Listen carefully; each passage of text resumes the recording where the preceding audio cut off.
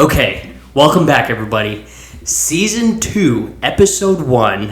I have a guest for you today. I'm going to go through her comedy resume.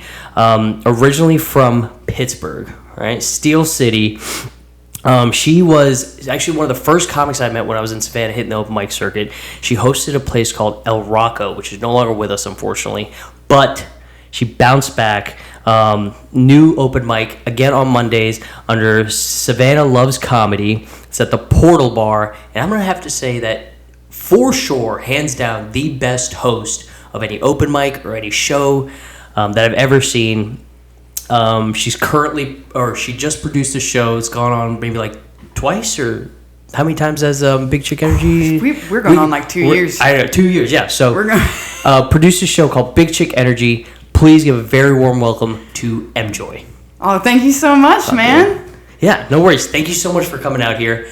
I'm so excited to have you on this podcast. I'm so excited to be here. I've wanted to have you on here for a while, but I wanted to make sure everything was good before. We worked out all the kinks. I think with Milo's episode, it was episode 4, we were talking about, I filmed everything in slow motion. That's why there wasn't a video for that, because I'm not a smart person. But I'm glad you came out here. You know? Yeah. Shit happens. Shit happens. Dude. Shit happens. So I want to talk to you about, there's so many questions I have for you, and most people do. Yeah. just in general, they just have questions about you. Tell me first how you ended up in Savannah, right? Because you've been in Savannah for how long now? I've been here for almost 3 years. I moved here in the, I want to say October or September of 23, maybe. Okay. And we live in 26 now. I think so. Yeah. Year of our Lord. Anyways. Did you say Year of our Lord? Year of our Lord. I am Christian, but it's still funny. And I moved down here. So I used to work in the exciting industry of mortgage title insurance. Really? Yes. How do you get into that? Your mother does it. What? And then they don't. I thought you were not doing your mother. I thought you were doing it. Your Maybe mom she joke. does. I don't know. She doesn't. I don't know. Your mom got me into it. I was like, what? No, my mom did it all of my young life as a single parent, and you don't have to have a college degree or anything. You can just start working immediately out of high school. So that's what I did because I didn't want to go to college. But this is in Pittsburgh, right? This is in Pittsburgh. Okay. It's a really big industry in Pittsburgh specifically. What is the title again? Mortgage title insurance. What is that? What do you do? You just sell insurance? I have no idea. How long did you do it for? I don't know what we do. I do paperwork. I did it for 8 years. 8 years? Holy fuck. So fresh out of high school. From 18 to 26. Get the fuck out of here. Yeah. Okay. It's very exciting, boring, mind-numbing. That sounds awful. Horrible work. Did you work in a cubicle? Yeah, I worked in a cubicle. That part was the best though, because you could get away with a lot of stuff. Yeah. So my only experience of cubicle work is either The Office, the TV show, or it is a lot like that. The movie Office Space. It's also like that. Is it very similar? The difference between Office Space and real office work is you're not allowed to bust the frickin' printer open with a baseball bat. Yeah. After hours, they frown upon that. That's fair, yeah. But yeah, it is very much like that. People are crazy. We like to go out for drinks after work. But anyways, it's horrible work, and I ended up quitting that and not doing anything, and then just being unemployed for a year. But after 8 years, 8 years, I hated it. Was there any point where you liked it, where you're so I know sometimes when you go from being a kid to an adult, sometimes you do I fucking hate this job, but were you this is just what adulthood is? Well, I was at least I'm making money while my friends are making debt. Yeah, I mean, I had a car before they did, you know what I mean? Because Did you feel like a badass? I did, yeah. I did, until they ended up getting a better job after college. But still not with their degree, so... Yeah, degrees are bullshit. They're bullshit. They mean nothing. They're bullshit. So I didn't do that, and I quit my job, and I did nothing. I ended up doing part-time work, helping out...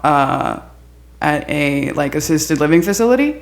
Okay. So I was helping with elderly care and stuff. That was really cool. It was crazy, but the cubicle job. That was probably 6 months after I had not been working. Oh, so you did 6 months off and then you started that. Was that how do you get into that? That my friend was a manager and she just needed help. Okay. And so I was like, yeah, I got you. But anyways, how I got here was I had no ties to Pittsburgh at the time. I was single, not anymore. And so my best friend at the time, with her degree, got a job working for the Georgia Historical Society. That's a pretty cool job. Their, I don't know, archaeologist. That's not it. That's it? That's not it. That is not her job. You just picked the I don't only know, history term some you sort knew, of, like, she works with books. And she comes home smelling like books. And... Is your friend a librarian? Are you like using No, I'm not technically. She keeps telling me that. And no, but she was my best friend. She had to move down here, and she was like, I don't want to move alone. Will you come with me? And I was like, absolutely. And I had a little bit of experience with the area, so it wasn't like totally foreign to me. I had like visited here a few times in the past. How close is this friend? It's like a childhood friend. No, so this was a friend that I met in the mortgage title insurance industry, where those bonds go deep. That's, you're like pretty much, it's like Vietnam We War were vets. working like sometimes 14-hour days. 14-hour days? In what we were doing. Get the fuck out of So here. basically, when you refinance your house, I have to deal with all the paperwork. Oh. Yeah. That's awful. But anyway, so like you really start bonding with the people that you get along with. So we were friends for probably about 7 years whenever we moved down here. Okay, so you met her like 5 year years one before we moved down into here. that job, right? That first job. So like I met her. I'm definitely wrong with. I think we were friends for about 5 years. Okay. And then we're like celebrating our 8th friend anniversary. But is she still down here? No, she ended up meeting the love of her life What? and moving to Minnesota, and I stayed in Savannah. Get the fuck out of here. Right? She had a baby. They had a baby. They had a baby? They had a baby. Like Baby recently? in Minnesota. Recently? Yes. Oh my God. Well, Like congrats. tiny infant Can we baby. say her name? Yeah, her name's Jaden. Jaden, congratulations on your baby. Thank you. And Yeah. congratulations on your baby. Thank you for Thanks bringing for bringing me to Savannah. Emjoy down to Savannah. Yeah, what a blessing. I'm Christian, so like I feel that God has like carved my path this whole way, because it was like just at the moment where I'm like working with the elderly all day and not making any money from doing it, and thinking about how like I quit my job and why have I done this, and then my friend is like, let's go to Savannah. I'm like, oh, that's why I've done this, there's something waiting for me. And so then I started doing stand-up. Okay, well, we're going to get history. That's it. Podcast over. We're done. We did it. No. Good job. So I should ask you this like before the podcast and stuff like that, but I did not know you were a Christian. Oh, yeah, you should always ask someone's religious affiliation before you ask them to be on your podcast. Just like, I had no idea you're religious. Yeah, like, well, I don't do a lot of jokes about it anymore. Okay. But, yeah, I am. Yeah. How does, But not like, was your family religious? Like, was your mom religious? So my mom is. And we're not religious as much as we are spiritual. Like, I specifically do believe in, like, Jesus and the Christian faith. Right. So, but I'm not, like, throwing a book at you. You I know got what that. I mean? Yeah, Because I know what you mean. my God isn't a book. Yeah. But... That's a really cool way to think about it. Like, there was, and then, like, you mentioned, like faith, or, like, like, things happen for a reason. Exactly. Very recently, I started, like, I'm a very anxious person. Me too. And I, like, stress about things a lot. So I'm a control freak. Like, I need everything to be a certain way. Like, it all has to work. And recently, I've just been trying to, like, hey, like, just kind of let go of things. Like, whatever happens will happen, and, like, just let it happen. Sometimes I've, like, stressed myself out of, or control freak my way out of good things. Absolutely. Like, I've ran from really good things, and I'm like, why did I fucking do that? Yeah, you will corner yourself with anxiety any day. Yeah, it's not great. It's not. It's not. But I just I can when I talk to my non-Christian friends, I'm like, you can just call it the universe. Yeah. If that makes you feel better. Yeah. So you're in Savannah, right? And then how long was your friend down here before she found the love of her life? So she just moved, I want to say, like 6 to 8 months ago, like right when me and Liz got together. Oh, so she was like, I'm gonna need someone to take care of Emjoy. Got it? Okay, good. And then I'll go. She was waiting for you to like get booed up. It's like, you're in good hands. Just very. Yeah, that is crazy. Yeah. Holy shit. Okay, maybe there is something to this. There is. I don't believe in coincidence. That's a good way to But think. you can call it that. I'm sure you miss her. Like, do you guys visit her? Oh wow, yeah, I miss her all. I haven't visited her yet. Now that the baby is born, I definitely am planning on going up there. Liz likes doing things, so I've got so much on my calendar I'm not used to. I got you. We're going to New York for the 4th of July. Like the city? Mm-hmm. The proper? Okay. Yeah, we're going to see her friend on Broadway. No shit, that's fucking awesome. Yeah, it's gonna be fun. Nice. And where I want to talk about Liz a little bit more too. Of course. But I always do. So when you're in Savannah, how long into Savannah where you're like, let me get into the comedy world? Like, what is your introduction into comedy? And then it doesn't necessarily have to be stand up, like just comedy movies or like. Well, I've always loved comedy. Yeah. Like ever since I was a kid, I know that the thing I was good at was making people laugh. Yeah. You know, and as a child of divorce, that's your only top quality. You know? That's what sets you apart from your brother and sister. That's it, yeah. So, he's artsy and she's smart, so you got to be something. They took all the good ones. They took all the good ones. I can make people laugh. I can make people laugh. But yeah, and we were like an SNL family. We watched like Mad TV and awesome. SNL, and my mom's favorite comedian is Martin Short. Okay. And so she's big into comedy too. Like, oh yes, and my dad, he's also like, I feel like the reason my mom and dad got together is because they both have such a sense of humor, even though maybe they weren't the most loving. Okay. maybe they weren't actually in love, but they thought they were funny. Yeah. So I definitely got a sense of humor from both my mom and my dad.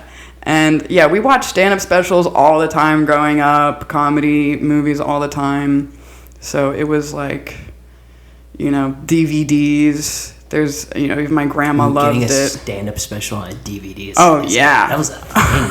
That's crazy. We had a whole comedy stand-up section in our DVD. That's so cool. Yeah. What was, did you have like a favorite comedian, like as a kid, and do you have a different one now, or like? I always loved, like, absolutely. You know, I always loved like, I'm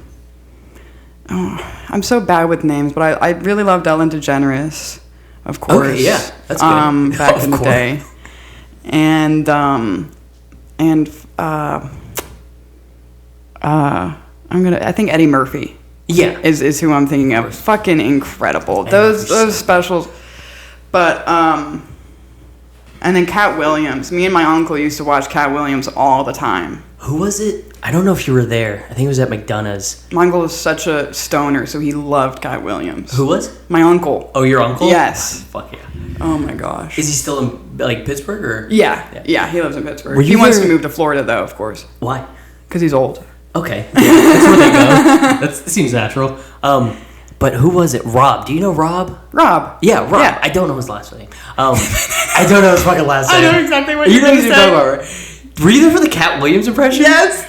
Dude, I thought it was funny. And then he did the whole like I don't want to like butcher any of his jokes, so he did like acted out like a porn bit, and that was pretty funny. That was really good. I thought that was good. Listen, him acting at porn and fast forward. Yeah, that was really funny. It was so fucking funny. And I looked at Kenny at one point. You know Kenny Thomas, right? Yeah. He was sitting right next to me, and he was like deep into this Cat Williams impression. And I look at Kenny, I was like, dude, he's going to say it. And I thought Kenny was going to have tears come down his face. He was laughing so hard. And this is a good segue. So you did that banana, knock banana bit. That was so fucking funny. I was like, how long could you do this? But I think your best quality in stand-up, like when you're on stage, I've never seen a comic with like as much confidence as you. Like when you go up... That's not what I thought you were going to say. What did you think I was going to do? I thought you were going to talk about me laughing at my own jokes.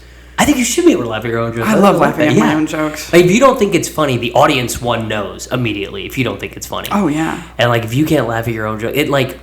I don't want to say... Like it helps like cue the audience too. Just like, hey, this is like... Listen, guys, like we're all having fun here. Like, I'm having fun. I'm not like in an anxiety attack right now. I'm having fun trying to make you guys have fun. So like I think it's a good way to do it, but the confidence. Tell me more. 100%. going up there, I'd be mortified if I was like, I'm gonna do this knock knock banana, but you just like leaned so into it, and just like, had to keep going. Yeah, and like it got to the point where like it hit a point where the crowd was like, okay, how long is this They going? started to drop off, so you just gotta go harder. Yeah, and then you went even harder, and then you won them all back. They're like, oh, we're fucking going in. We're gonna take this to the very end. Oh my god. And like it takes so much confidence to do that. Like even like anytime I've seen you up like at El Rocco, like there's been some times where it's like just the comics. Yeah. But you go up there and you perform, like if you're performing for like a big show and you have that same energy and that same confidence, I think it's really admirable. It's like I don't know how, like what is your process to get there? Do you have like a hype playlist? Do you like talk, like are you like having a mom spaghetti moment in the mirror like before? I mean, honestly, I am that kind of person that just goes from like 0 to 100. So it's like on my way to the open mic, yeah, I'm not talking. Okay. I'm not talking to Liz. She's asking me questions. I'm like, Is it because you're like, zoning in? Right. I'm just sort of like reserving all energy. Yeah. Put myself into reserve mode. Don't burn yourself out. From like after work to when I have to do comedy, I'm just like conserving energy. Because you are a high energy comic, like. Yeah, and I also have to be high energy at work because it's customer service. So it's like I'm expending a lot of stuff at work. And then I just like come home, drink Mountain Dew, talk as little as possible, change into my cargo shorts, and then show up. And then like, even I feel like at like the mics before I go up, I don't have like as much bubbly energy in like the talk circle until after I've gone up, because I'm just sort of like. That's really true, actually. I'll let you guys carry the conversation for the most part, unless there's something that like really intrigues me, like some hot tea. I've never noticed that until you just mentioned, because I've seen you at like Stafford's before. Mm-hmm. I remember coming in, you like say hi to everyone, you hug everyone, and then you're kind of just like, yeah. And you know, me and Brett are over there bullshitting, talking about something stupid, and you're just like, I don't even like review my jokes really. Yeah. You don't? Yeah, because that stresses me out a lot. Oh. I used to like, but I also am like a theater kid, so it's a lot easier for me to like memorize stuff. Yeah. And then I'll end up like trying to put myself later on the list and like trying to decide. Like I'm thinking while I'm in my seat, like what am I going to talk about? What's going well tonight? What do you? And it's just. I used to stress out about it all day long. What jokes am I going to tell tonight? When you know what I mean? At what point in your comedy career do you think that like it became easier for you to like be confident in the sets or the combinations of jokes that you were going to use? I would say like about a year in, when I stopped like thinking about it like a day, like all day, unless I had like a new joke. So I used to do a lot more joke math, is what I like to call it, where I like have my list of jokes, yeah, and then like plop them out, like, okay, well, how can I transition from this joke to this joke? Or like, oh, this is actually a great joke to put in between these two. I do that all the time. Mm-hmm. I think it's fun. Now. It's like joke, like acrobat, a flow of a not set. Acrobat, but right? Is that like hey, like algebra. This joke ties out, yeah, but like just the flow of his set. Yeah, like changing the flow, and then it's like, okay, well now I want to do this set, or I want to make a set that's not talking about, like, so I have certain sets where I'm bisexual, and I have certain sets where I'm a lesbian. Okay. And then I have certain sets, and they're bad sets. I don't have enough material for these. But I'm straight. You should do. Or not straight, but I don't talk about like my sexuality at all. Yeah. You should because that can be like that can be something that can be something requested of you as like a gay comedian. They're like, okay, we'll hire you, but you don't talk about being gay. That's a thing that happens? That is, I don't know if it's something they do anymore, but it definitely is, because it's like, okay, they'll mean like even just talking about having a girlfriend could give you like an 18+ rating or an M rating.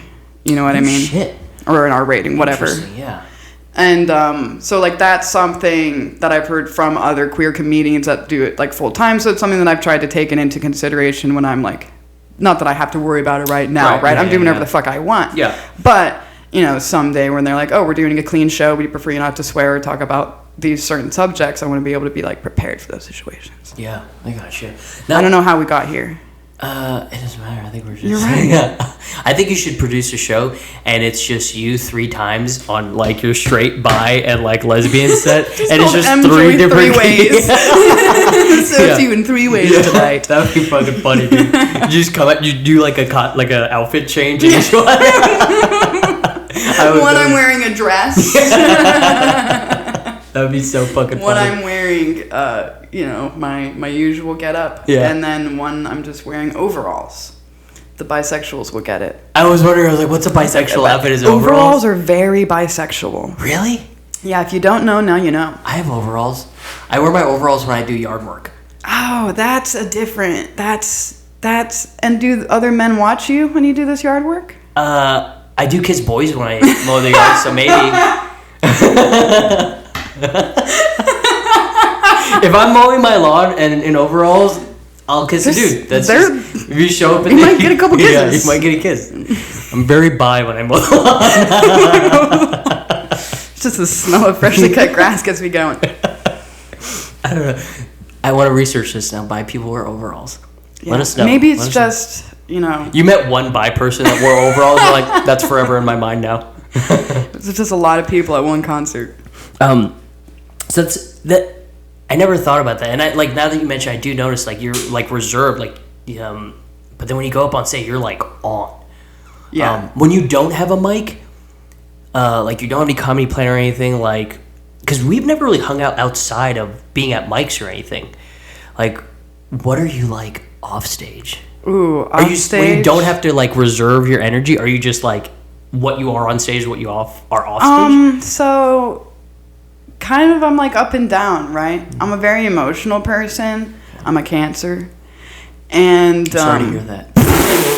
How long do you on stage? No, I'm a Cancer crab, late June birthday, and what was the question? Like how I have ADHD. You said you're very like right. What am I like off stage and out of the mic? I don't do much. I'm still pretty laid back, but I'm peppy. I try to keep the mood going anywhere, but like at home again, I'm like pretty reserved. Really? Like I can get goofy and stuff, but like I'm like pretty introverted. I like to play video games. I like to get out of the world, and then when I go out into the world, then that's when my outrovert comes into play. My boss at work, she said, "Emily, would you describe yourself as an introverted extrovert?" And I was like, "That's perfect." Yes, I would. She said, "'Cause that's how I feel." Yeah. And I keep trying to tell her we're not friends. No, we are. She's cool. What game do you play? What's your go-to video game? I have a PlayStation. Right, my go-to video game is probably like Spyro. Like if I just want to like straight up relax. But I've been going through. I also like shoot 'em ups. So I've been playing. Just got through the BioShock series. Okay. And so now I'm also playing the Mad Max game that they made. I love the Mad Max. They're really good. Remember universe. they made was it Mark Wahlberg was in the... No, it wasn't Mark Wahlberg. No, definitely could not have been Mark Wahlberg. No, there was a fucking Max Payne movie. Max Payne? What did you say? Different than Mad Max. What the fuck am I talking about? Mad Max. Oh, I know what Mad Max is. Fury Road. Don't fucking listen to me. I don't play video games. That's okay, but I love that like universe. So this is like their first video game. I don't know when they made it, like 20... Is it good? It's good. Yeah. It's like one of those open world games. If you don't play video games, you probably don't know any. But open world games is just like one of those ones that's just kind of like, if you have played video games like Spider-Man, the new Spider-Man games, there's just a lot to do. It's a little overwhelming, but if you like spending time in that universe, it's a good place to be. So if you just want to sort of like be in a desert wasteland where like you can kill anyone can kill you, if that's how you relax at the end of the day, I highly recommend Mad Max. I've never been good at video games. I'm awful at it. And I get frustrated, like I'll die, and I'll get get frustrated, and I'm like, fuck this stupid, I hate it. Rage quit. Yeah, and I play stupid video games. So I played Zelda a lot when I was a kid, Zelda's like on N64. Mm-hmm. And there was a new, I don't remember the game or the name of it, but it was on the Switch, and it's like a super open world Zelda, and I was feeling nostalgic. I was like, I'm gonna buy Breath the of the Zelda Wild. game. I think that's what it was. and I was like doing all this stuff, and I'm having a blast, and then like the world just keeps expanding, and I'm like, I cannot handle this. Too big, right? Yeah, I need a That's game how I that's felt like with Breath of the Wild. Hey, you can only go on this path. You cannot stray from this path. That's why I'll go back to the Spyro. Yeah. You know what I mean? Very set, determinate thing, small amount of things, move on to the next world. So it's like, yeah, I love the remakes of the old games. Yeah. Yeah. I played a game, it was called, you probably heard of it, called Jack and Daxter. I fucking High five. love that game. That's the best game ever. Much. Yeah. When you say go-to gaming, I was like, I can't just throw out Jack and Daxter right now. Jack and Daxter's my go-to game. That's one of my favorite. You play it like yes. Still? Yes. That's probably my favorite game ever. I have 4 copies of it. Do you really? My brother, you know the map? Yeah. From Jack, my brother has created like an actual map where he like painted it onto like parchment and like pounded it into sand and like ripped it and like burnt edges of it.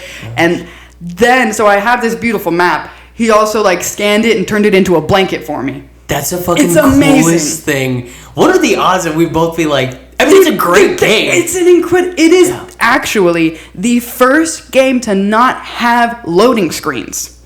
Really? You just go from one world to the next. You didn't even notice, right? No, I didn't either. It's one of the first games to just have an even flow. Because they don't do a lot of loading screens in games anymore now. No. But yeah, they figured out like this all one map. That's because you remember the first game, you were like, I had like this, you didn't talk, and you had like exactly. And what you become at the end is so different in like the way that in a single series, Naughty Dog like just like delved into so many different ways that you can develop a game. But the movements were so smooth. Yeah. The fact that they've made one of the top selling games now in The Last of Us is no surprise at all. But I do wish they would give Jack a little bit more love again. That was such a give good us a Jack game 4 series. Like, I think it was the second one maybe, and then like I remember getting the hoverboard. I'm like, get the fuck the second out one was of the here. hoverboard, so good. And I was like, such a good game. We could talk about this literally. forever. It's going to turn into a video game podcast real quick. So we talked about like what's your process when you get on stage, because you're such a high energy comic and you go in there with such confidence. So I guess it makes you kind of like keep that in the reserve tank before you go up there. What about like your jokes? Like, I think I talked to you about it before. You have like several joke books, just like all over the place, one right? Of them now. I have another one in the car. Yeah, and 2 more at home. Do you ever find it to where like, okay, so let's go from like, none of them are full, to be clear. Do you ever get like when you get an idea, like where do you think your funny ideas come from? Or are you just like, for me it's I'll just be talking, and like I think a trait that comedians have, or people who like comedy, you could just find the funny side of things. Maybe any situation you're like, oh, this could be funny in whatever way, because if you just like exaggerate certain things, like this could be a hilarious premise. Like, oh, absolutely. Exaggeration is a comic's friend. Excuse me, do burps. And no, if I'm thinking of, sometimes everyone thinks of funny things in the car, right? So I'll just take out one of my 4 notebooks while I'm driving and write that down. And while you're driving is great. I have done it. I've done it, and now I just tell Siri what to do. There you go. Or in conversation, someone's like, "Oh, that could be a bit," and so I'll write that down on a deli order intake sheet and put that on my pocket until I get to my joke notebook. But a lot of times, or like, talking with Liz, I get so much material talking with my girlfriend. I was gonna ask you that. So your girlfriend Liz, she's a big part of Front Porch Improv. Yes. It's my alma mater. We talked about it. Graduate. Incredible place in Savannah. Best comedy venue in Savannah. Yeah, best comedy venue in Savannah. Shout out Front Porch Improv. Shout out to your girlfriend Liz. Yes. So, you guys been together for 6 months? Oh, so like 8 months now. 8 months now? Yeah. The joke is 6 months, but we'll have that until we get married. That's like my Savannah joke. Like, I've been in Savannah for about a year now. I've been here for a longer than year, so. I love that. Having someone like, because she's like doing improv, because I've seen her do improv before. She's very funny and like very like quick on her feet. And do you think it's like a helpful tool, because like you can bounce jokes off her and she has that same like comedy mind? Absolutely. Yeah, like because you're like, hey, this, because then she knows like when I hang out with other comedians, if I'm like doing a writer's room, like we're funnier together. Absolutely. So is that the same? Yeah, You have that's at one home. of my favorite things is like, giving feedback and getting feedback on jokes, because it's just like, I never would have thought of that. Yeah. You know, and sometimes it's like, I never would have thought of that, and it's still not something I'm going to do. But just to have like a second pair of ears and eyes on something, especially that has like, me and Liz are so in tuned, you know, when we're talking about stuff and like our humor.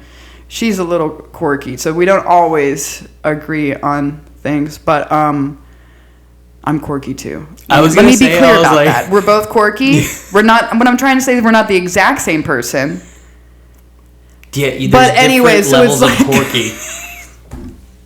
We're in different cork barrels. There you go. All right, she's a Zinfandel, and I'm a Cabernet. What was the point? Of what, like your answer or my question? I don't remember. So I didn't take my Adderall today. It was a mistake. I forgot. Let's say you get a joke idea, right? And like mine is, I'll get an idea, and I don't have like, sorry, I have one notebook, because if I can't have too many, I'll like lose focus, right? Oh yeah, it's horrible. Open world video game, like it's horrible. I will lose at least 5 of the whatever. Many I have no idea what joke's in what notebook. Right. Yeah. So I can't do this. So I have to have one. But what I'll do is, I used to be. And I think everybody does this when they first start. Like, oh, I have this funny thought. I'll remember it. It's so funny. I'll remember it. You'll never remember it. I've lost so many good thoughts. If I just write it down, it'll help it stick into my head. Yeah, so that's why I have so many books, so I can at least get to the point of writing it somewhere, you know. But I'll get a scrap piece of paper or something, right? And it'll just be like just the craziest. Someone asked me one time, like, I left my joke book somewhere, and I think it was my lead at work. I left it just on my computer desk while I was going like to the bathroom or something, and he goes, "Hey, we're gonna steal that and like, you know, use all your jokes." I was like, "If you read that, you'd think I'm a fucking psychopath." the shorthand that I use to write my jokes is insane. Like one of my jokes was, you remember at Stafford's, it was like about that story about me and my friend in the army became best friends. It was like, my dad died, he called my dad gay. Yes. Yes. That one. So like the joke, the way I had it written down was, army friend, dad, dead dad, gay dad. Like that. That's how I wrote it down. So like, if someone read my joke book, they were like, gay dad. These are the ramblings of a psychopath. Yeah. I love joke titles. If you, just going through a comedian's notebook and reading through the joke titles is humor in itself. Ooh, you can do a whole show of that. Yeah, that would be a really good idea. Just go through your table of contents. Your jokes are titles. Yeah, just titles. Right, so like that's my thing. Like I'll have to just write out whatever like scribble thing, and then like at the end of the week, I'll like force myself to look at all these scrap pieces of papers or scribbles. I'm like, okay, let's expand some of these. And then Nate Sesko, I was talking to him, and he was like, yeah, I do that too, but like 90% of it will never see the light of day. Oh, yeah. You know, he's like, this is dog shit. So much of my stuff, I'm like, nah, I'm not going to say that. So how long would you say, like, from premise, I think it's different jokes have like different like growth rates, I guess? Oh, definitely. Yeah? How long would you say from like you get the idea to like, hey, this is a stage ready joke? So it's going to be when I'm feeling confident enough with it. So it probably would take like a month of running it in mics before, unless it just started hot. Yeah. You know what I mean? There's some jokes you write and they're fantastic. They just want to be like killers. You know, I mean, they can always get improved, but it's like, oh, this is just very, very funny. Yeah. Everyone thinks it's funny. But yeah, I'll work on a joke for probably about a month before I take it to like a paid show. Okay, yeah. Yeah, if it's, you know, needs that much work, so yeah. I've worked on a joke before, and I think there's something about when you have a new joke, and you have new joke excitement, and you say it, and it kills. Yes, but then you go to give it again, and it's like... Guys, never gonna get that. Guys, you don't understand. Last show, this got great laughs. Like, I don't know what's going on here. I used to do this joke about how I was trying to pick up men on the dating apps and how I wanted them to take me fishing. Okay. And do you like fishing? I love fishing. Okay. I do. I don't do it myself, but I don't think you like fishing. I don't like have fishing poles, but I would love to get on a boat and reel in a fish. That'd be cool. And Shaylin took me fishing, so I had to get a lesbian to do it again. And none of the men took me up on my offer. But I used to, that was like the joke, was that no nibbles. And I used to say at the end that I just wanted to get my hands on a thick bass. Okay. Or something like that. Awesome. And it used to kill so hard. It killed, the first time I said it killed so hard, and no one's ever laughed at thick bass again. And I'm like, what is it? Like, what happened? What was the magic of thick bass the first night? What is it? You think it's just like you just have a different enthusiasm when you have that new joke energy, and then you could just, it's like a heroin high. I've never done heroin, I was going to say, but like that first one hits, you're like, okay, well, I'm going to chase this for the rest of my life and never get the same thing. Like, it's so frustrating. So there's so many like that. How long do you think, like, because are there jokes like you'll be like, hey Liz, this is what I'm working on, and she's like, no, this is going to be a garbage joke? Well, you like have similar sense of humor. Well, basically it would be like, if she didn't laugh at it, I'm like, was it not funny? Or were you not listening? There's no way she's gonna. This is a double-edged sword for her, you know? She's like, what's the right answer? No, I mean, definitely not everything I say is gold. Right. So, like, I'll be like, because back in the day, I would have to take it to the open mic, and y'all would have to decide whether or not it was funny, and I would have to give it to you like 5 times, because I'm pretty sure it's funny. That was my question. Like, do you ever have a thing where, like, in your mind, and I talked to this about... But now Liz can be like, I don't know if it's stage worthy. Yeah. And you're like, I'll save myself the heartache. Right. But me and, I called it, like your dog humping some stranger's leg. Exactly. Right? Yeah, so it's like you love your dog, but then you bring it around other people and he just humps everyone's leg. You're like, no, this is funny from my perspective. I see why you don't like it, but you should. But it is. Yeah. It's funny. It's funny. Like, why don't you guys think of that?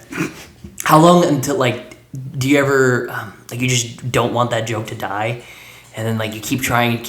Do you give yourself, like, a time frame? Like, all right, this is just never going to work. I mean, I will put a joke to bed, but it gets woken back up. Okay. You know what I mean? I'll put it away for, like, a couple months and then bring it back out. Okay. Yeah. Like, you'll, like, run through it again. Like, maybe perspectives change. Exactly. Or, like, you get a new idea and that happens or something. So often. Yeah. And it really does. You'd be like, oh, my gosh, you know what? I'll add this on the end and it fixes the whole thing. And then you tell Liz and you're like, hey, 2 months ago I said this same joke and you said it wasn't funny. I don't remember that joke. How did you and Liz meet? Front porch. Okay. So, yeah, we met at Front Porch. She was raising money for Brightside. They do like a Dancing with the Savannah Stars. Okay. And then all the Savannah Stars Yeah. raise money for Brightside. Okay. And which is a awesome group that helps foster kids and families. That's pretty cool. And Liz, of course, is adopted. And so she raised, I think it was like $23,000. That's fucking amazing. Yeah, she did incredible work. But one of the things that she did to raise money was put on a stand-up comedy show where all the proceeds benefited Brightside. And they had a raffle there. We did it at this place called the Y Bar.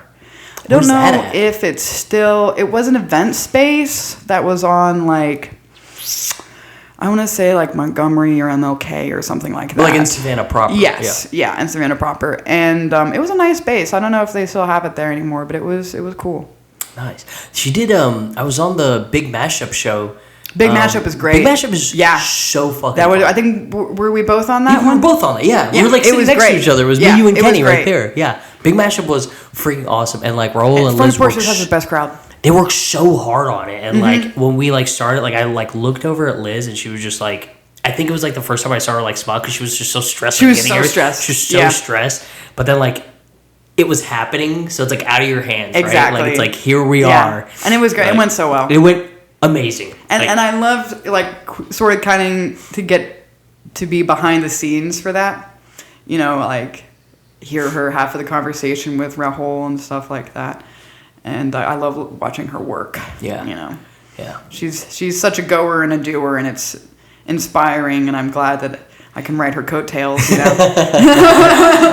Is she one of those people that like whenever she's working you just like, hey, like don't like go near her? Like, just let her just drive forward. You just let her drive. Yeah, just let don't, her drive. like, yeah. If she needs you, she'll tell you. If you try to interrupt, you're just getting in the way. She's like, no. That's very cool. That's your, like, joke writing process. So, I want to, like, what would you say? So, what do we say? 3 years? No, 2 years in a comedy, right? Yeah, like 2.5. I don't know. I'm bad with time. 2.5-ish. We'll say that. Yeah. How did you end up hosting El Rocco? Oh, that's a fun story. Okay, so El Rocco came long before my time in Savannah, long before yours, Sam. And there was a host named Hector, and Hector, he, from what I heard, is attractive, and he was funny, and he started the mic at El Rocco's bar and lounge, and then he moved to the big leagues, Atlanta. Oh, fuck. And so when he moved to Atlanta, I think they had been doing that mic for like 2 or 4 years. I don't know, because it was before I was here. Right. But then a guy named Neil Chris approached El Rocco's because... I met him once before. He's a South Carolina guy now. Yeah. Charleston, yeah. And so he approached El Rocco's and asked if they would be interested in keeping the mic going and letting him host it. And they were like, yeah, for sure. And so then he ended up moving to Charleston and asked me to take over when he moved so that I wouldn't die. And I was more than happy to do it. I think I was in the game for like 6 months or so when he asked me to take over. So I've been doing it for like 6 months now. Nice. Yeah. So he just he was just like, here, you take it. Man, it feels like it's been so fast, Sam. Huh? It feels like it was just yesterday. Yesterday? I mean, like, obviously, like you have been, a part of the group for so long, but it's like, man, has it really been 6 months? It's been like 6 months, dude. I introduced Tracy the other day at one of the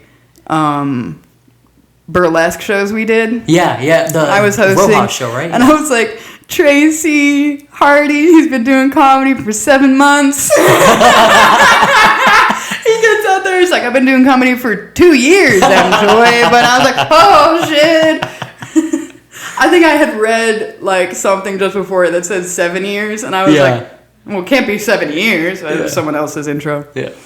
But, oh, man, yeah, I'm bad with time. I will, and I mentioned in your intro, you for sure are, like, the best host. Thank you, dude. Thank you. That means a lot to me. I just try to keep, like, a welcoming environment. Yeah. 100%, dude. I just want to keep everyone happy. I think it was last week at Portal, if I'm not mistaken, or maybe the week before, you're introducing me and you're like, you mentioned the podcast, and you go, and he just will not have any female comics on his podcast. I asked him, and he said, maybe I only get through all of the boys. Maybe then you can have a turn. It was so funny.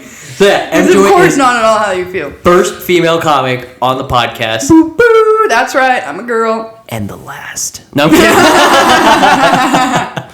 Yeah. But no, I think you're a really good host. I'm a good transitionary woman. Absolutely.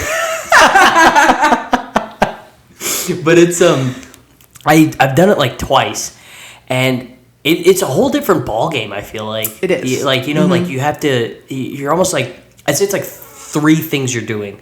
One, you gotta like check in on the crowd, like check the temperature of the room, be like, how's everybody doing? You guys like good? Like keeping energy up.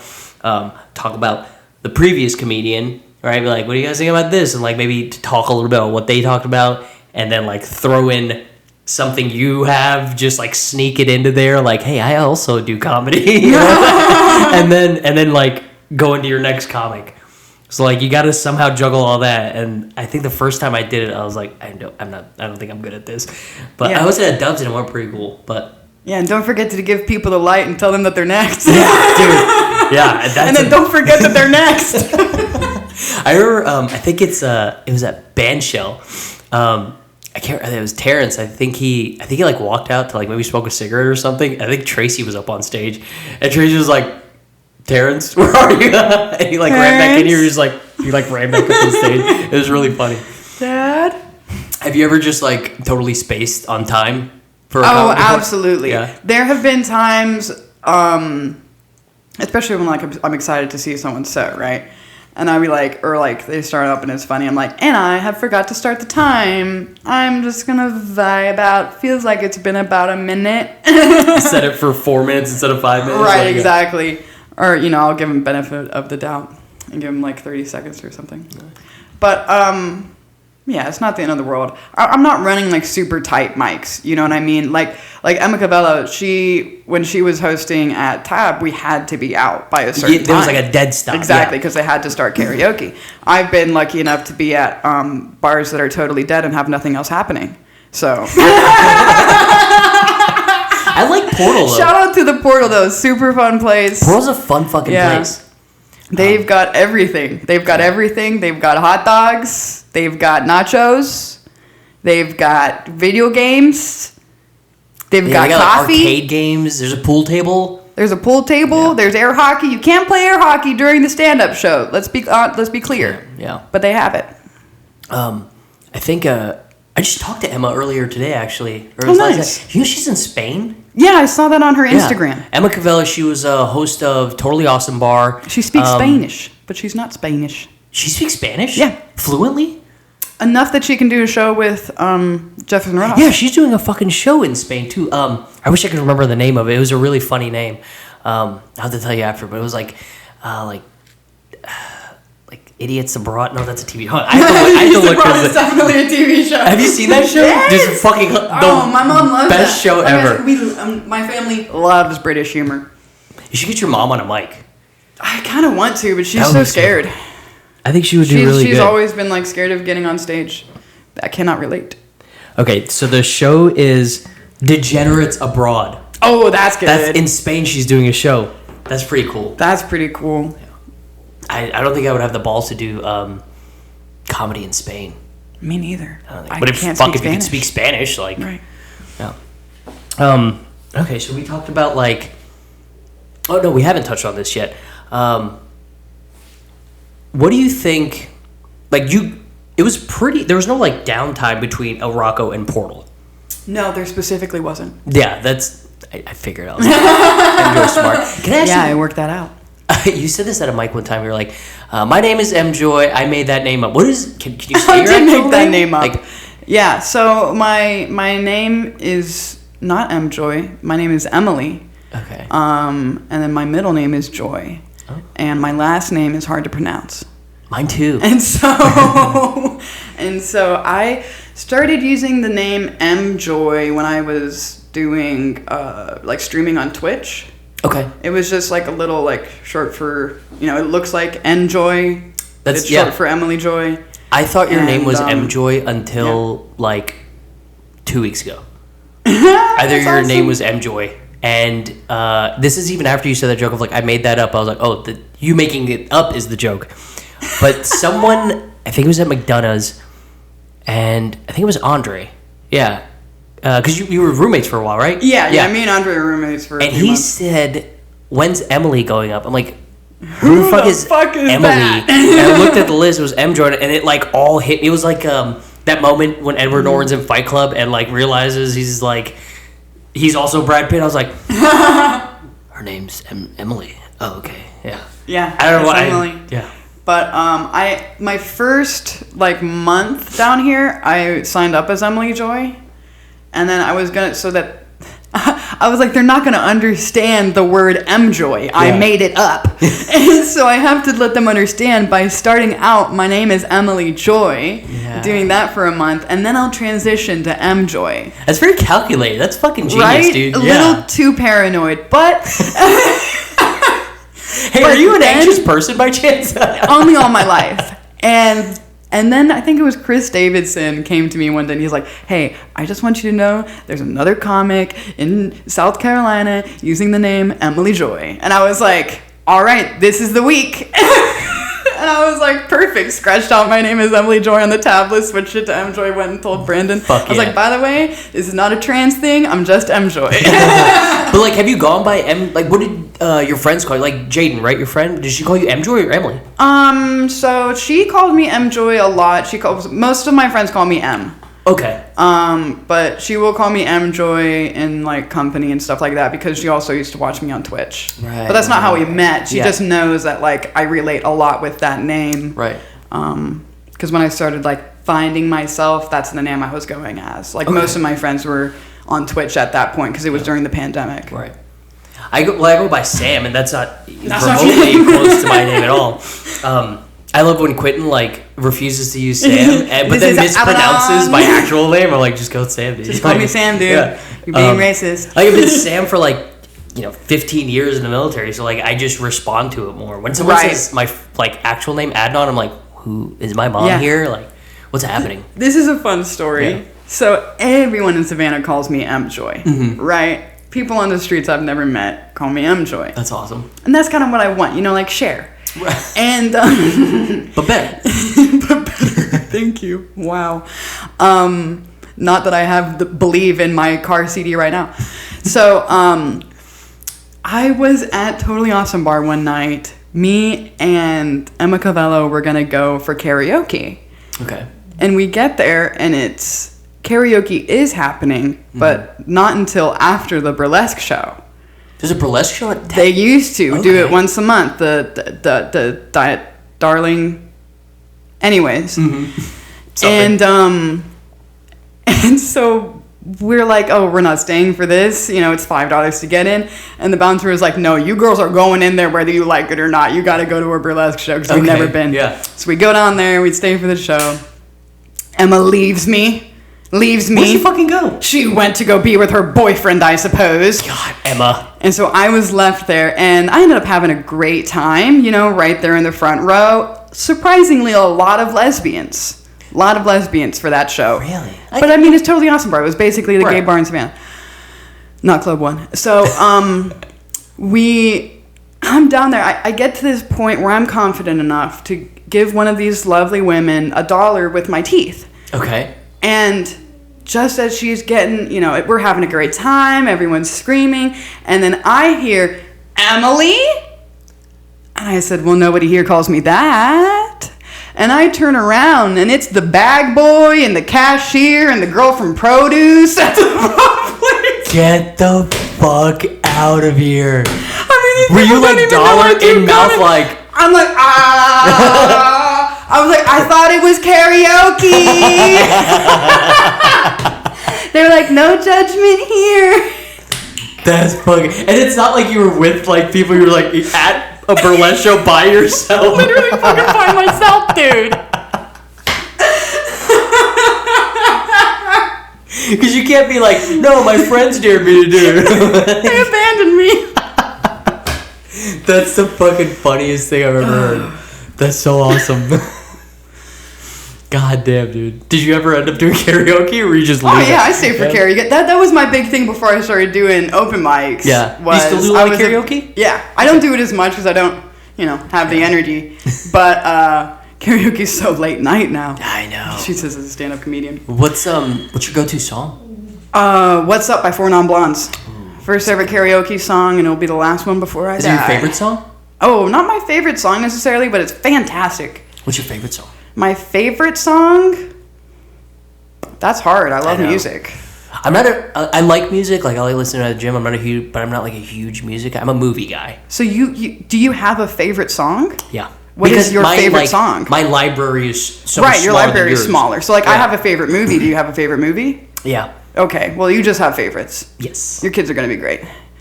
I got snipped. I can't have kids. Oh, nice. Yeah. Me too. Mom, don't listen to this podcast. She doesn't know yet. Okay. But favorite movie, Shawshank Redemption. Oh, okay, nice. Yeah. I'm a huge Stephen King fan. Mm-hmm. Also, I don't know if you guys can hear in the audience, my dog's out there whining because he can hear us in here and he wants to play. Yeah, he knows that I'm white and I'll let him lick my face. Yeah. Also, I grew up in Kentucky, so I will also let him lick my face. Favorite song? Neon Moon by Brooks and Dunn. Great choice. Great song. Great choice. Song. Yeah. Oh my gosh. Under the light of it's such a sad story. Just like, you know what? I love Lord Huron. He reminds me of Brooks and Dunn a little bit. And his probably don't know what my favorite song would be, man. That's Well, a it'd be crazy harder, question. yeah. I know, it's crazy. It's like my favorite movie is Scott Pilgrim versus the World. That's a good movie. It's a good movie. It's a really good movie. Yeah, I can quote just about the whole thing. Yeah? Yeah. Before that, it was Titanic. Titanic's Can I tell you a funny Titanic story? Yes. So I watched Titanic, and you've obviously seen all of Titanic. It's not meant for children. I watched it as a child. I was at my uncle's house. Me, my brother, and my cousins. We're all kids. And it was Titanic VHS. Remember, it was two VHS yep, two tapes? VHSs. And, like, it would switch. You had to, like, pop out the VHS tapes. Right as it's starting to go down. Right. And, like, because my uncle was at work, and my aunt's, like, in the kitchen, like, cooking or whatever. So we're all just watching this movie. And my aunt came back and, like, fast forward, like, she did something, but as a kid, I'm like, what the fuck are you doing? She's like, there's something wrong with the VHS, don't worry. She just, like, skipped all the adult parts. Yeah. Because then it's just a sad boat story, right? Well, and then me and my brother, even without that, it's a great movie still. It's a great movie, even without the sex scenes. Even without the sex scenes and the whole, like, the draw me like Draw a me French, like a girl, French girl. right? It's still great. Well, then Titanic, we were at my house now, me and my brother, we shared a room, and Titanic came on, and we're like, oh, remember this movie we watched? It was so good. Let's watch it again. But now there's no adult to fast forward through the adult part. So we watch it, and it gets to that, and, like, me and my brother just look at each other like, is this the same movie? I think that's the first time I watched, like, saw, like, a naked woman, like, on TV, and I was just like, well, I'm straight. Like, it just came online, like. Yeah, that was not how I felt. I was. You must have seen the director's cut. But I was so confused. I was like, what is happening? This isn't. What about the people on the boat? Like, why is she taking her clothes off? Yeah. Oh my God. But yeah, it was just a weird thing. I think about that. That memory lives rent free in my head. I think about multiple times a week, just how I ended up there. Oh my God. Okay, so we're like almost at an hour. We gotta get moving, dude. Yeah, I know. Sorry, I like talking to you. I know. Okay. Well, I guess I'll just have to come back. Yeah, you'll have to absolutely come back. So this is the part of the podcast where we get into first set, worst set. Yes. All right. So this is what I've been waiting for. This is the part. I'm prepped. I want you to talk about. So we talk about, like, what's your, like, you know, how you got into comedy, like what your influences are and stuff like that. Like, what is your very first time you put your name, Emily Joy at the time, on that list, and then, like, stepped up to an open mic and you're like, okay. And then do you remember any of the jokes from that, or, like, the ideas Absolutely. or anything? And what was the response? So I have a much complicated start to doing stand-up comedy. Okay. I did stand-up comedy before I did my first open mic. How does that happen? God. Okay. Yeah, let's hear it. Or the universe, if that makes you feel more comfortable. And so I had, when I was working for the horrible mortgage title industry, Right. I had this thing. I was like, I want to be a stand-up comedian. That's what I want to do, because I'm like, this is clearly not what I want to do with my life. What did baby Emily want to be when she grew up? And so, first grade, I remember writing a report about how I wanted to be a stand-up comedian. Really? In first grade? First grade. Okay. And there was one other boy in my class that wrote stand-up comedian, and we both had the same birthday. Just saying. Interesting. June 24th. Shout out to Jordan. And maybe, I don't think he's doing comedy, but maybe he is. That would be cool. What if he's like a famous comedian? That would be nuts. He's like actually just turned into Matt Rife. But I set this 5-year goal for myself that I wanted to be doing stand-up comedy, not at an open mic, but for an audience within 5 years. And I didn't work on it at all. Okay. You gave yourself 5 years? I gave myself 5 years, which is like the worst thing someone with ADHD can do. You gave yourself such a long one, you're like, I'll get to it. Well, everyone says, like, what's your 5-year goal? And I'm like, I'm going to be a stand-up comedian. They're like, what are you doing to achieve that? And I'm like, nah. I'm pretty funny. And so my best friend at the time, Levi, shout out, he was like, I'm sick and fucking tired of you talking about wanting to be a stand-up comedian and not doing any of this shit. So he hosted a party where everyone had to write it was a comedy party. He loved theme parties. And everyone had to write a 5-minute set, and we would all perform it for each other. That's fucking awesome. Yeah, and I was the only one that did it. Nobody else? Nobody else did it. They all went up and were like, oh, we thought that was a joke. So they told like one knock-knock joke or something like that, or like a joke their dad used to tell them. His name's Jordan? Levi, sorry. So, do you understand Jordan was the guy you shared a birthday with that also wanted to be stand-up comedian? Yeah, I'm surprised you remember that. Levi, what if this, like, he's like, I know no one else is going to do this, and, like, he orchestrated this party. He didn't even do it. Oh. He did. Yeah, he didn't even write maybe the set. It was for you. He was like, he did it all for you. That's fucking awesome. What a good friend. He's so nice. Yeah. So I did that, and I wrote this set, and then I had this set. And then I still didn't do anything with it. Still didn't go to any open mics. And then it was about getting to the time where 5 years is coming and going. You know what I mean? Since I set this goal for myself. And I went to my current favorite comedian. Her name is Ashley Gavin. Okay. And she is a little lesbian, New York lesbian Jewish. She looks just like me. She's a little skinnier, and I'm a little medium. And but backwards hat, long hair, same kind look, of dresses, same more body. Masculine. And so when I saw her, I was like, I could be a comedian. I can actually do it, you know? Anyways, me and my friend I moved down here with, Jaden. Right.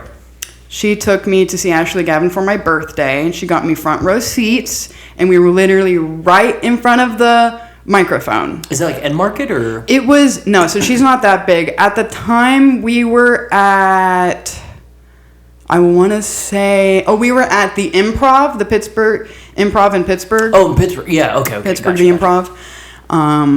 Yeah, I don't think, yeah, that's where she was. She was at the Improv. And, you know, just big chain comedy clubs. Right. Really nice. First time I was in like a real comedy club setting. Yeah. And so we sat right up front. Our table was literally against the stage. There was definitely one point where I had put my foot up on the stage, even though it was so rude. So rude. It wasn't while they were up there, but I was just like, look, I can do this. Yeah. That's how fucking close I am right now. You can smell Ashley Gavin's breath. No, I didn't say that. I was actually worried that she could smell mine because we got garlic bread. They put half a fucking can of minced garlic on this shit. It was good? Hot. My breath was hot.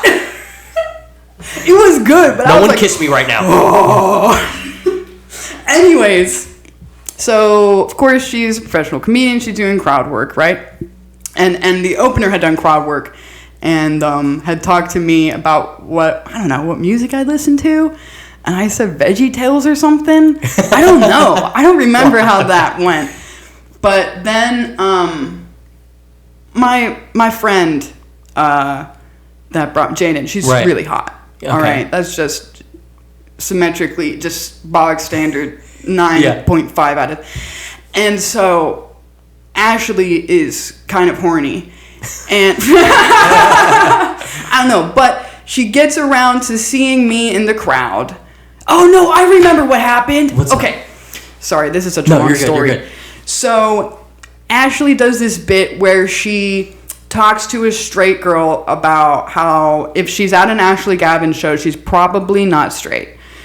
Okay. Because she's a very gay comedian. Right. And like her entire following is gay. If TikTok has given you Ashley Gavin, it's because TikTok thinks you're gay. And so... Would you give me Ashley Gavin if I was in my overalls mowing? Probably. You'd probably get some Ashley Gavin as well as her male openers. And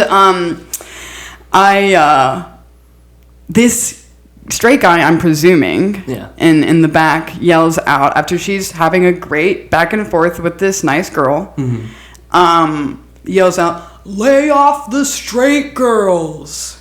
And so I, 2 White Claws in, yelled back at him, "We all want straight girls." Because what I'm like trying to say to him is like, "Buddy, you lay off the straight girls." Like, what do you think is separating you from Ashley Gavin right now? Unless he's just like, give me more butt sex. He's for sure going after straight girls more aggressively than this comedian than Ashley Gavin ever has. Yeah, 100%. So I'm right in the front row. So Ashley starts busting out laughing because I yelled that. And she said, sorry, this girl just had an aneurysm. Let me talk to you. And she said, she asked me like what I did for a living. And so instead of telling her that I was a mortgage title insurance agent, I said that I aspired to be her. And That's she said, awesome. you want to be a stand-up comedian? And I said, yeah, I do. And she said, are you doing anything about that? And I said, no, no. And she said, well, do you have any jokes? And I said, yeah, I do.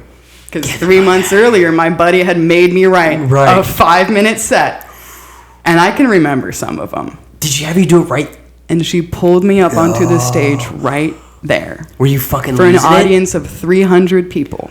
Were you fucking... Is there a video of this somewhere? Yes, there is. What? I can send you the YouTube Please. link. And this, I mean, it was insane. So I tell this shitty joke, the first joke I ever wrote about how people in Pittsburgh speak like idiots. Yeah. And, you know, we just, you know, like, bing, bop, bop, bop, bing, bop, bop, bop. And that means something to us. Yeah. And it got an okay, it got a pretty good laugh. You know, it was a very welcoming crowd. And then after that, I just said, and I'm single, by the way. And then that got the biggest pop of the night. That's fucking awesome. And the whole time, like, I ended up being on stage for probably like 10 minutes. No shit. Yeah, like there's like a 7-minute video on YouTube, and she had to cut stuff. But like we were like vibing, we were having a good time up there. Like you both had mics, you were just fucking like going back and forth. We went through this bit where she was like, have you ever had a microphone before? And I said, that's an SM58. Get the fuck out. Why did you know that? She said, because that's the classic stand-up microphone. And because I bought one. And she said, I can't remember what she said, but that was completely unnecessary. She said. And so then she's like talking to the audience about how to hold a microphone. And I'm like standing behind her, like mimicking all the movements she's doing. And it was like, because like I look just like her. That's like it was so cool. It was such a magical night. And so I got this big Were you like pop. dressed similar to her? Like kind of like without like because she wore a yellow shirt and a dark hat. I had a dark shirt and a yellow hat. I mean, it was crazy. So that was basically. But then that shit doesn't happen. No. That shit doesn't. No. What comic is going to give you 10 minutes of their set? That's the wild. And she was like, I don't know what came over me. I would never have done that because that's also the most riskiest thing you could ever do to a person. What if you weren't she you said, and just something just told me that this was what I needed to do, and I said, well, you know, in my head, I'm like, I don't know, you don't believe God, but I know why that happened. I know exactly why. Because he said, tick, tick, Emily. And he said, and you didn't, and of course you didn't request that you wanted to be doing stand-up. You requested that you wanted to be doing stand-up in front of an audience. Well, let me give you a sold-out crowd of to be my first joke ever told. I mean, I cry about thinking about it now. That's the fucking coolest thing And ever. it was like God saying to me, this is what you're supposed to do. So go do it. That's fucking amazing, dude. So that was my first set. Have you stayed in touch with this comedian? Like, she is very busy, and I am very shy. So we have stayed in touch. I went to go see her when she was in Atlanta. Yeah. She actually did a show with Lance Weiss. Lance. And so they gave me a video call while they were together, and she said, you know, I'm so proud of you. Lance tells me that you're out there, like, moving and shaking down there. So, like, I'm proud of you. And I fucking love it. And when I went and saw her in Atlanta, she recognized me, and she said, hey, man, how's the comedy going? And then when I left, she said, I'll see you later sometime. And I was like, yeah, man, I'll see you in the green room, man. Yeah, I'll fucking see you, man. Fucking awesome. That is the best first set story I've ever heard. Yeah. And me, sorry, I don't want to cut you off. Let's move on. We're getting close, but because I don't want that camera to shut off. I know. I want to hear the worst set. Okay. So I've also got a juicy worst set. God. It was like, I went and saw her again, and this time I bought it. This time she actually smacked me across the face. No. So my worst set ever was also incredible. Where was it at? It was in St. Augustine, Florida. Okay. So I had gotten in a bad car accident about a little over a year ago, and I broke my elbow. I broke my right elbow. Yeah. And so I couldn't drive for the longest time. And then even when I could drive, I didn't have a car. My car had been totaled. And the other guy didn't have insurance. Keep your cars insured for the other driver and your own moral obligations. So the law? The law, yeah. So I didn't have a car and I couldn't drive. And I wasn't letting that stop me from doing comedy. Yeah. So I got booked on a few shows. How long into comedy is this? This is over a year. Okay. And but like I think just over a year this had happened. My first set in Savannah was at Totally Awesome Bar, just to point that out. First real comedy open mic. And so I like doing shows down in Florida because my mom lives there. Right. And it's very convenient. She lives near St. Augustine. I didn't have a car. I wasn't going to ask my mom to drive 8 hours. So I took a train. I took a train for the first time. I've never even ridden the bus. And no, I have ridden the bus. But I took a train, the Amtrak, down to St. Augustine, somewhere close by. And then my mom picked me up. And this is like a 4-hour train ride at like 8 o'clock in the morning or something. Right. And the show was the Paper Route show, which I was so freaking excited to be on. I had wanted to be on this show since I saw it happening. They had an incredible photographer. The place looks so cool. It, you know? It's the place is called Paper Route, ROOT. Mm-hmm. It's Marcus Crespo. Okay. Really funny guy in St. Augustine. He hosts and produces it, I believe. And then it's just so cool, right? Yeah. And I want to get on it forever. And finally they reached out to me and asked me to be on it. I'm like, absolutely. I don't care that I'm taking a $40 train ride for a $30 paid gig. Yeah. My mom says to me, she said, "Are you sure about this? You're losing money." I said, "Mom, it's not about the money." It's about the adventure. It's about the adventure. Yeah. And so I took the train and I bombed my ass off. I have never bombed. So, and I was like coming off like a line, like doing great shows. I'm like coming in like, yeah, I'm going to fucking kill it tonight. Of course, this is, this room isn't ready for me. Did you almost have like a sense of like complacency? You're like, I'm on this high, like, hey, I'm there. Like I've made it, like, there's right. Like no I'm finally shot. On this show. Like I was still nervous, but I was like, of course this is going to go well. Everybody loves Emjoy. Yeah. And then I got up there and they're like, "You've forgotten about the conservative right." Oh, no. Now, not everyone hated me, but I was like, oh, no. Yeah. These people don't like me, and I have not prepared anything straight for them. Fuck. You hadn't written your straight bit yet. I hadn't prepared. God. So I did pretty bad, pretty horrible. It felt bad, man. But to be fair, everyone else was having trouble too. Like they were like a stick up your butt crowd, but there was just like no laughter for you, Emjoy. I got like two laughs from a couple younger You're groups. far too lovable and fun for us to enjoy. It was horrible. We like sad people. But what about my sling? Come on. Broken elbow just... Look, it's gotta come through something. Is this funny guy? I used to say that I got into a fisting accident. And they're like, don't like that. I was like, oh no.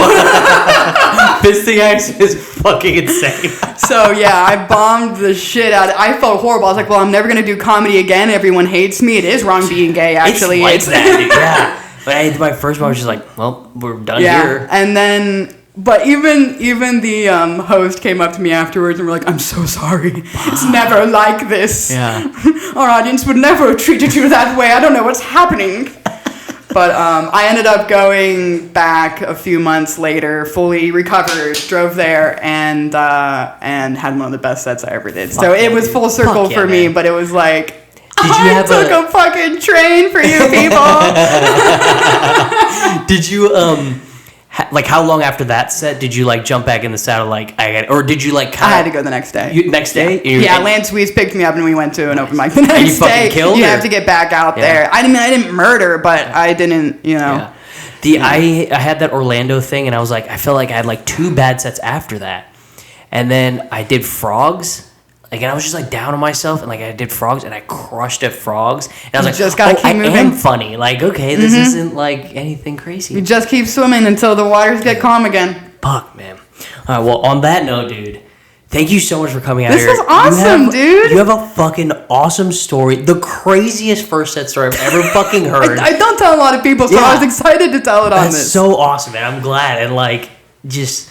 You're an amazing comic. You're an amazing person, and like I'm so glad that I met you on this comedy journey. And dude, I remember the first time you came to El Rock because you were like, Tracy told me to come out here, and I was like, all right, we'll see how long you make it. and I'm so glad I'm fucking sitting at this table with you right now, man. This was awesome. I fucking love you, dude. I love you, Liz. I love Liz too. You guys are fucking awesome, dude. I can't wait to see you tonight. We're doing your open mic at the Portal tonight. We'll be there. But yeah, dude. Every Monday at 9. Every Monday at 9, bro. All right. Next week we have another you know this person, Toby Thompson. Oh, Toby Thompson's coming out. Cowboy. Season 2, episode 2. We'll see you guys next week.